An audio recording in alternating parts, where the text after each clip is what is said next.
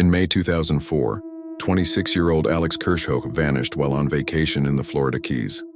He was a strong swimmer, fit, responsible, and working as a manager for Hooters in New York. He'd gone to Florida with friends for a short getaway, sun, boats, and open water. But within days, he would simply disappear beneath the waves. Alex was last seen on May 23rd. That morning, he borrowed a coworker's rental car and said he was heading to Bahia Honda State Park for some diving. The weather was calm, the sea a bright turquoise. He left behind his wallet, ID, and most of his clothes in his hotel room, taking only a swimsuit, fins, and snorkeling gear. He told friends he'd be back in a few hours. He never returned. When Alex didn't show up that evening, his friends called police. Search teams combed the park, beaches, and nearby waters. The rental car was found parked neatly by the shore, keys still inside.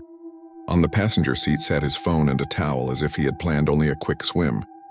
There were no signs of struggle, no footprints leading away, just an empty stretch of sand and the tide rolling in. Over the next week, helicopters, divers, and boats searched miles of coastline. Not a trace of Alex was found. No gear washed ashore, no body surfaced.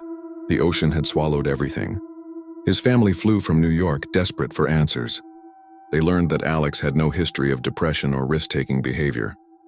He was close to his parents, planning to return to work the following week.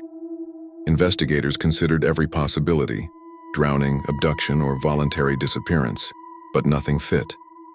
He had no reason to vanish, and the water that day was calm and clear. A week later, a fisherman spotted something floating several miles offshore. It was Alex's body, still wearing his swimsuit. He showed no signs of injury and toxicology tests were clean. The medical examiner ruled the death accidental, likely drowning. But the details didn't add up. The current should have carried him far from where he was found. And why had none of his equipment ever surfaced?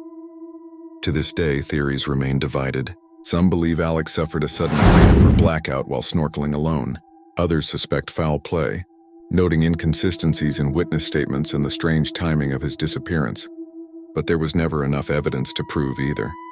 Nearly 20 years later, Alex Kirschhoch's story still haunts the Florida Keys, a reminder of how quickly paradise can turn to mystery. A calm day, a short swim, and a young man who slipped beneath the surface, leaving behind only questions.